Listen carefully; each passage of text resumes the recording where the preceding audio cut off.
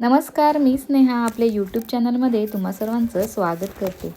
आज आपण जी रेसिपी बनवणार आहोत त्याचं नाव आहे बांगड्यांचं तिखलं. तर झणझणीत असं बांगड्यांचं आपण तिखलं बनवणार आहोत.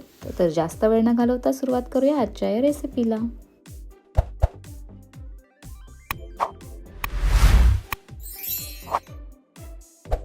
यासाठी मी 2 ते 3 मोठे मोठे बांगडे घेतलेले आहेत. तर ते आता मी कापून घेणार आहे. ते व्यवस्थित क्लीन करून घ्यायचे आहेत आपल्याला.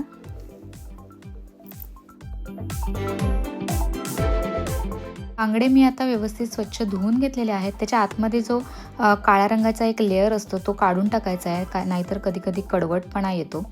सो हे सगळे बघा व्यवस्थित मी क्लीन करून घेतलेले. आता आपण बघूयात पुढे काय करायचं आहे. बांगड्यांना मॅरिनेट करून घ्यायचे, त्यासाठी मी मीठ घालून घेते. यानंतर आपल्याला त्याच्यामध्ये वेगवेगळ्या प्रकारचे मसाले ॲड करायचे आहेत, जसं की आपली हळद असते, त्यानंतर घरचा जो मसाला असतो तो. मी याच्यामध्ये धणे पावडर आणि गरम मसाला देखील घालणार आहे. आणि एक मी मालवणी मसाला यूज करणार आहे. जो पोट्टेंचा मालवणी मसाला भेटतो तो मी याच्यामध्ये घालणार आहे. हा बघा, हा पोट्टेंचा मालवणी मसाला पावडर आहे. सो ही देखील घालायची आहे. आणि हे सगळं घालून आपल्याला व्यवस्थित बांगड्यांचे जे तुकडे आहेत त्या मॅरिनेट करून घ्यायच्या आहेत.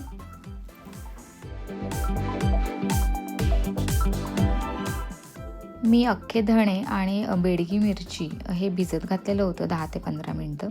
आता खवलेला नारळ घेतलेला आहे, ओला नारळ. याच्यामध्ये आपण ह्या बेडगी मिरची ज्या भिजत घातलेल्या होत्या त्या आणि जे आपल्या अख्खे धणे त्याच्यामध्ये होते ते देखील आपण ह्याच्यामध्ये घालणार आहोत. यानंतर याच्यामध्ये आपण कोथिंबीर घालणार आहोत थोडीशी, आणि लसणाच्या पाकळ्या घालणार आहोत 7 ते 8, आणि आलं घालणार आहोत. आणि हे सगळं आपण वाटून घेणार आहोत. सो हे बघा, अशा प्रकारे ती पेस्ट तयार होणार आहे. आता एका कढईमध्ये तेल गरम करून घेऊयात. तेल तापल्यानंतर त्याच्यामध्ये आपल्याला ठेचलेलं लसूण घालून घ्यायचं आहे. यानंतर आपण हिंग घालणार आहोत आणि मी बारीक चिरलेला कांदा याच्यामध्ये घालणार आहे.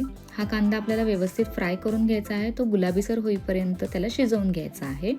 सो आता आपण हा शिजवून घेऊयात. कांदा शिजून झाल्यावर त्याच्यामध्ये आपण बारीक चिरलेला टोमॅटो घालून घेणार आहोत आणि हा देखील आपल्याला शिजवून घ्यायचा आहे. सो आता हा आपण जो टोमॅटो घातलेला आहे तो व्यवस्थित शिजवून घेणार आहोत.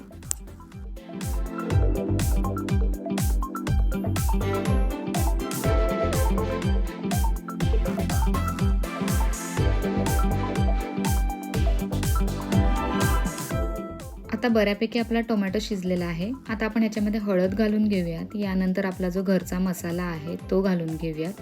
त्यानंतर धणे पावडर घालणार आहोत, गरम मसाला घालणार आहोत, आणि आपल्याला जो मगाशी मी दाखवला होता तो मालवणी जो मसाला आहे पोट्ट्यांचा तो देखील घालून घेणार आहोत. आणि आता हे सगळे जे मसाले आहेत हे व्यवस्थित आपल्याला या तेलामध्ये फ्राय करून घ्यायचे आहेत.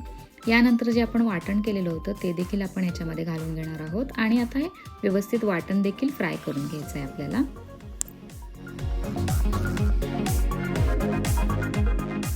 जे वाटण घातलेलं होतं ते एकदम छान फ्राय झालं पाहिजे, म्हणजे साईडने असं तेल सुटेपर्यंत आपल्याला फ्राय करायचं आहे.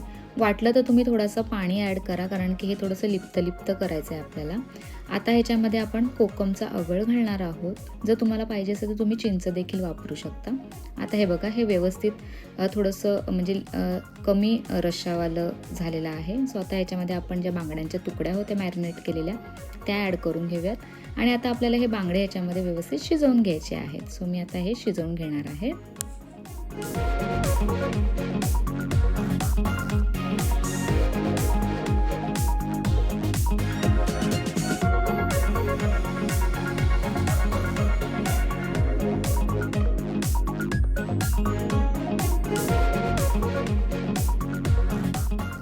मच्छी जी आहे ही शिजायला जास्त वेळ जात नाही. सो हे बांगडे काही जास्त वेळ घेणार नाही आहे शिजायला.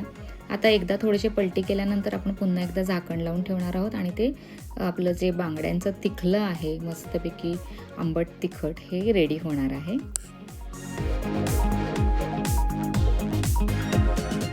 हे बांगडे आहेत ते व्यवस्थित शिजलेले आहेत. सो आता बारीक चिरलेली कोथिंबीर घालून घेऊयात आपण.